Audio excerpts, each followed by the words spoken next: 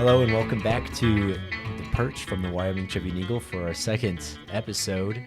This week we're talking about Cheyenne Frontier Days, and we'll be featuring the sounds and voices of the atmosphere that Frontier Day brings to Wyoming's capital city, going downtown to the parade and on to Frontier Park and hearing what's going on there. But before we get into that, we're going to get a quick local news roundup from what's going on in the community. I'm joined here by some WTE reporters. I've got a new voice this week, Matt Atencio. He's our sports reporter. And I'm joined by Taylor Staples and Ivy Seacrest again as well. So let's start with Matt's. What's going on with you this week? Well, first of all, thanks for having me on. As the time we're recording this, we're obviously going to be pretty heavy into the rodeo coverage. We got some pretty fun stuff going on. What's now going to be, tomorrow. And, one of the big things we're going to highlight now is the saddle bronc competition that's going to be happening at the rodeo. We've got, quite a big field today. There's going to be 6 of the 12 riders are in the top 25. 4 of those 6 are going to be in the top 12. That's going to include people like Lefty Holman, who's from Visalia, California, that's ranked number 3 in the world, or number 3 in the world, excuse me. And then Statler Wright and Ryder Wright, who are Stetson Wright's 2 brothers, who's been one of the best saddle bronc and bull riders in the world over the last 8 years or so.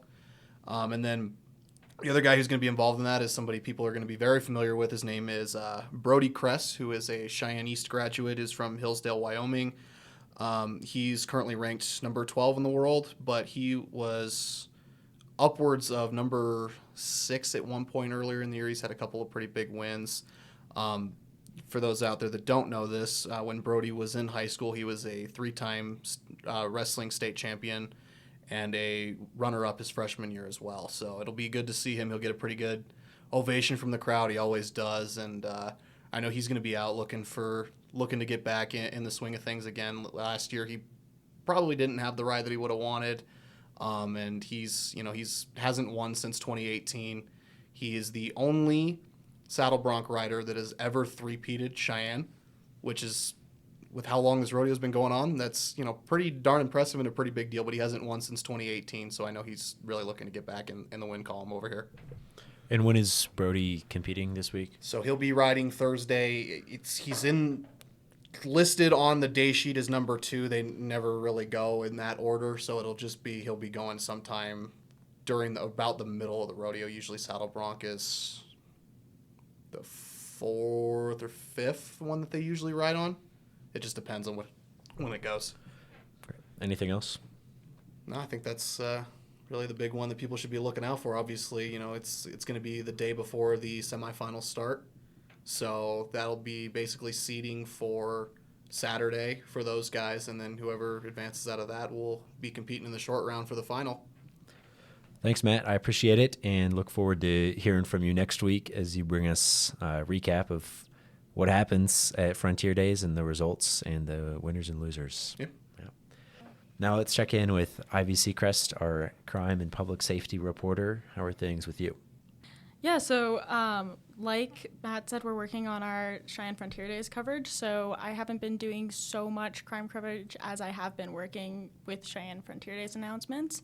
And the biggest one is on Friday, the Cheyenne Frontier Days Foundation announced that they will be building a new Indian village. So they're going to be building what they're calling the Morning Star the Morning Star American Indian Village. They announced that today with a full celebration, including some of the indigenous dancers and the committee themselves, as well as the major funders of the project, the Hughes Charitable Foundation. The village is going to be 3 times the size of the current village. They're going to have intimate stages to increase performances and a state-of-the-art sound system, as well as improved facilities for the indigenous people and performers. They really wanted to highlight that this group has been involved since the 2nd year of Cheyenne Frontier Days and got their official kind of home on the park in the early 90s, and so now they're kind of expanding and building on that, and it's the biggest project they've ever taken on building-wise. Yeah, and when is that set to be open? In 2026. 26, okay. Yeah. Yeah, and you said they announced that today. Just a note, we're recording on Friday before. Yes. Not the Wednesday. Yeah, I just got back from that. Yeah. Thanks, Ivy, for the updates on that. You can follow up and learn more about the Indian Village on her story on our web or print edition, and also Matt's story on Brody Cress you can find in our edition of the Cheyenne Frontier Days magazine. Now let's dive into what we heard this week at the rodeo and at some of its events around town.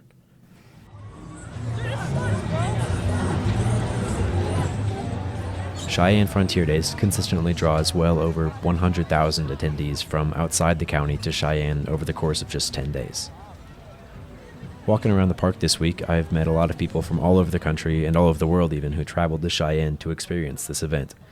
And like myself, I met some people who were coming for the very first time, like this man who traveled from Middletown, Delaware, because it's always been his dream to come to CFD. What are you doing out here? It's on my bucket list to come to the Frontier Days Rodeo, man. First time here? First time ever, yeah. How's it been so far? Love it. How long are you here for? We're here until Monday. We'll watch the PBR rodeo Monday night, and then we'll head back down to Denver. Have you been to a rodeo before? Small town rodeos, nothing like this. But I'll tell you, the people here are awesome. Love it. Love it. The sound's gone, but that's all got. At the Behind the Chutes tour, which is a tour that gives a first-hand look at what goes on behind the scenes at the rodeo, I met some folks who are part of a larger tour program based out of North Carolina called Christian Tours. One of them, William, told me a bit about his trip. We have about 40 people from the Carolinas and Virginia, as far away as Atlanta, and we flew into Denver, North Carolina, or Denver, Colorado, and we're touring around through Laramie, watching the rodeo today, and then tomorrow we're going to Cody and do a lot of sightseeing and take in some entertainment. And then we'll have two or three more days of Wild West towns and events that we'll attend and end up in Bismarck. And then we'll fly back into North Carolina and go home. On that same tour, I also met Jonathan, who came to Cheyenne with his family and kids from Florida. We came up here for my 40th birthday. That's why I decided to go Cheyenne. Oh, yeah? Absolutely wanted to be at the rodeo. Have you been here before? Back when I was about 23. Me and some yeah? friends drove up here from Pensacola. It took us about 72 hours. Jeez. Good ride. So how are things going this time? Love it. Absolutely love it. Absolutely love it. And what do you think about the tour? Oh, this tour is great. The first time we didn't do behind the chutes or anything. We just came up here watching bull riding and decided to go on home. Yeah. This is great. The tour was phenomenal. I also met some that have been coming year after year, like this man who said that he always stays at a private camping site near the Outlaw Saloon. He said that site usually costs around $350 for the weekend that he stays, and he books it a year in advance. I'm thinking about freedom and democracy. Actually just being able to enjoy ourselves. Being able to buy a beer for like $7-8 instead of 20. And so do you come here every year? Every year. And so what is it that brings you back here? Culture. Yeah, just the Western culture? The culture, just the culture in general. Because, you got to understand, it's a more of a freedom way of living where nobody's telling you what to do. As long as we respect each other and have a good time, that's all that really matters, right? I also chatted with a Cheyenne local, Lonnie, who told me about a bingo game that he and his friends play to make the rodeo a bit more fun. This includes spotting things and checking them off on the list, like someone who's blackout drunk or a toothless carny or people doing a bit too much PDA. Now, some Cheyenne residents don't like all the traffic and the noise that the rodeo brings to town, but Lonnie's lived here a few years now and said that he doesn't mind all that because it's a good community event. I mean, it's kind of like a summer celebration.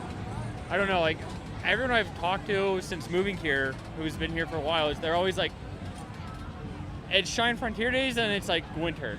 So it's kind of like the last hurrah before it starts cooling down. But Yeah. And as a resident of Cheyenne, how do you feel about it? Does it just fun or is it annoying with all the people coming to town? I like it. I like people. I like people being around and about. Like, it creates more things to do, and I think it brings more vibrance to our community, and we can highlight all the cool things we've been doing over the years. In addition to bringing the tourists into the county and bringing the locals out as well, many vendors and musicians will travel long distances to make the most of this rodeo. Larry Bitterman, also known as Lawrence Scott, runs a high-fashion Western store that set up shop in the exhibition hall this year. He said that he's been bringing his business to Cheyenne for the past 30 years now. When we started doing this, it's very interesting because being based in LA, we're almost like a designer fashion company. But we got very, very lucky. We did something almost by accident. We went after the Western clientele because there was nothing. If I was going to go mainstream fashion, I'd be up against Ralph Lauren and Calvin Klein and Tommy Hilfiger. So we went after the Western client primarily because I ride horses and I fell in love with the West. But by going after Western clients, they had nothing to choose from. There was no fashion sensibility. You know, you had basically one polyester jacket that you would buy at one of the Western stores in town. We'll leave all the names out of that as well. But Western customers were never given high fashion until I started doing this. And it was great because we became kind of an instant hit because we had no competition. So it was a happy accident. He said that this year, so far, business has been off the charts at CFD. In his decades of coming to Cheyenne for the rodeo, he said there's been many repeat customers, including one Cheyenne resident that he's now formed a good friendship with. So every single day he is dressed looking like these mannequins, and he literally has about 27 jackets now, about 50 vests, Lord knows how many shirts, but it is so much fun. And if you like dressing, he is a prime example of how much mileage, because all these different fabrics, all these different patterns and colors, we can offer that. We're almost like custom creators, but we're literally selling it at off-the-rack prices.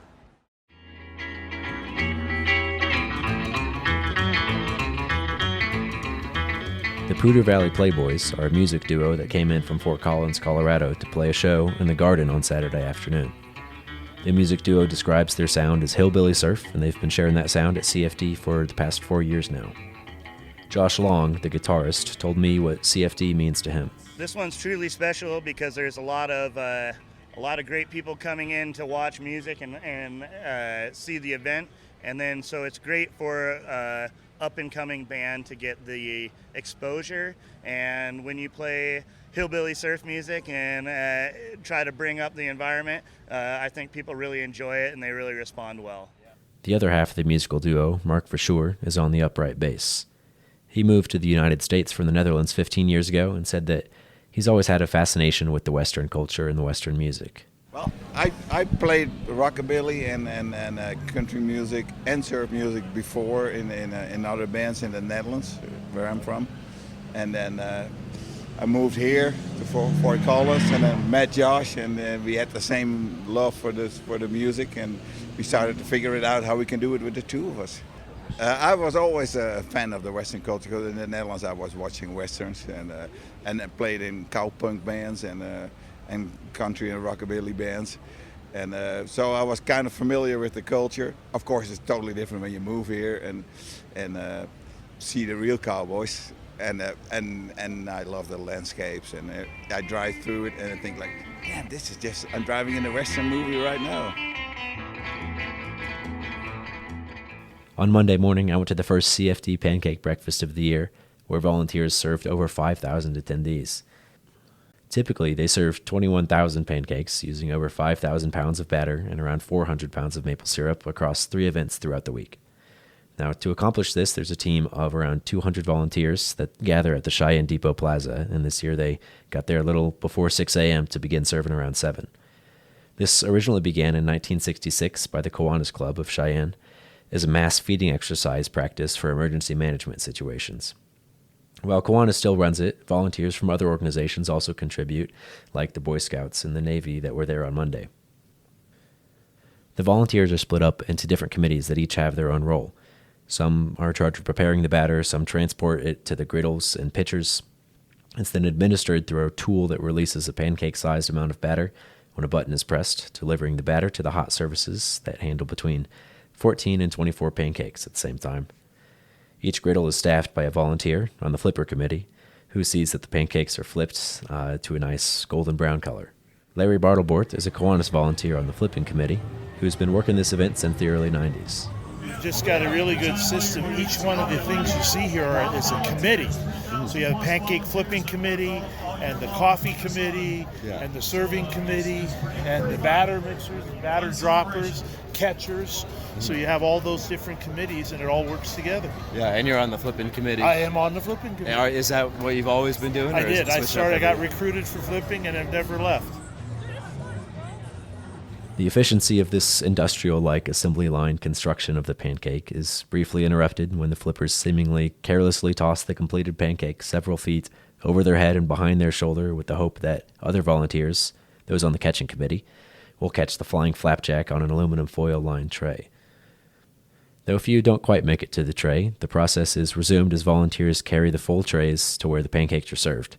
They'll then dump them onto the tables, and other volunteers will serve them out to the attendees. While it may seem an industrial display of the mass feeding exercise, the mechanics of that process are obscured by the cheers, conversations, music, and laughs that all demonstrate the liveliness of the event. Though they haven't needed to test their skills in an emergency management situation since a flood that devastated the area in 1985, Kiwanis Pancake Chair Justin Gorman said that they could put their skills to the test if need be. And it's over the course of the years, it's kind of evolved. It's probably more show than emergency management, but we do, we can, if necessary, we can mobilize. We can mobilize our volunteers to serve in a mass feeding exercise if we needed to. One attendee, Doris Peterson, is originally from Denver but now lives in Cheyenne. She and her husband have been coming to CFD for the past 4 years and said that this pancake breakfast is an accurate showcase of the Cheyenne community. Theron Inns, a family member visiting from Salt Lake City, said that there's no place like it that he's seen. Really appreciate the Kiwanis doing this because this is a huge effort, and all the people that make Cheyenne Frontier Day possible. There's a lot of volunteers that put this together, so we think that's just amazing. And we don't see this in Denver. We never saw this kind of community. I don't think you see it anywhere else. It's truly unique. It's really unique. That's a good way to put it. It's just really unique.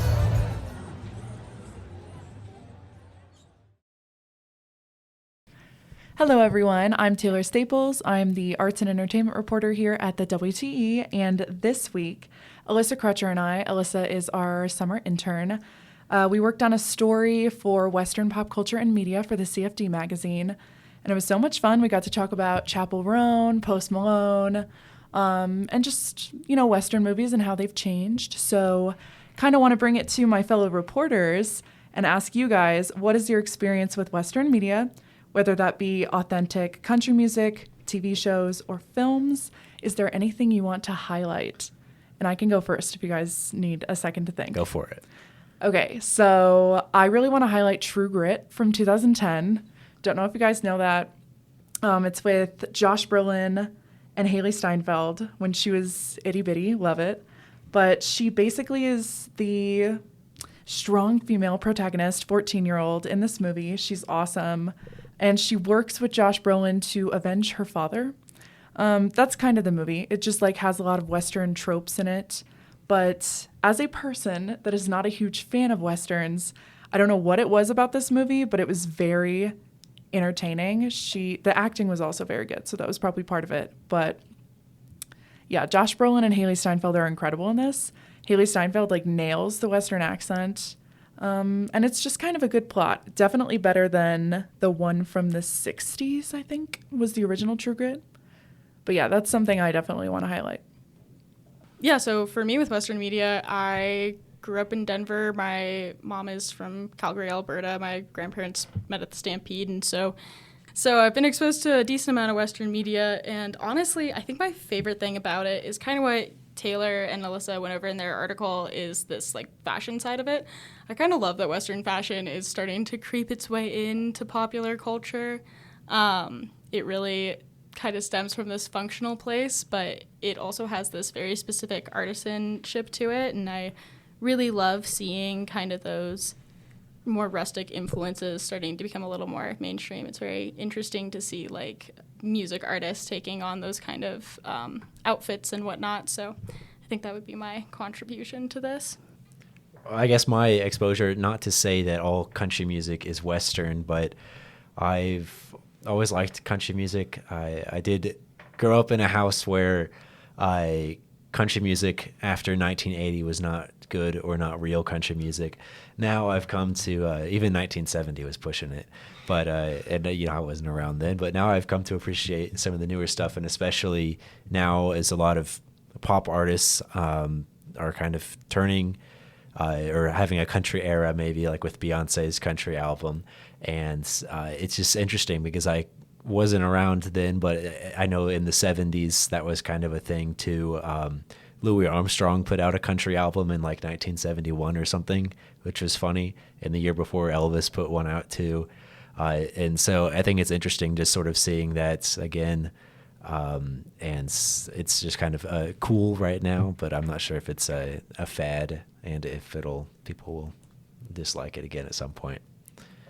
So this will be pretty quick for me, as even though I grew up around the National Finals Rodeo, there's a genuine disdain of that from me, but that's a story for another time. Like I said, I'm a city kid through and through. I'm from Las Vegas. There wasn't a lot of that kind of stuff around. I do listen to country music every now and then, but like my biggest experience with Western media, if you even want to call it this, is that I used to watch a lot of John Wayne movies with my dad.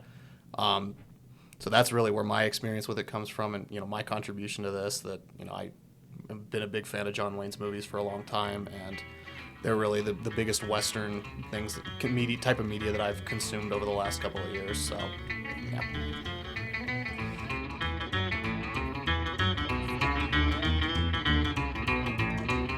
Thanks for tuning in to the second episode of The Perch from the Wyoming Tribune Eagle. Be sure to tune in next week where we'll be talking rodeo again, but this time we'll be rounding up the results of the events that happens this year, the 128th Cheyenne Frontier Days, and be sure to check back with us every Wednesday for new episodes. Also thanks to Ivy Seacrest and Taylor Staples and Matt Atencio from the Wyoming Tribune Eagle for contributing to this episode, and also to the Poudre Valley Playboys for letting us use some of their music and putting together today's show. Thanks, and see you next time.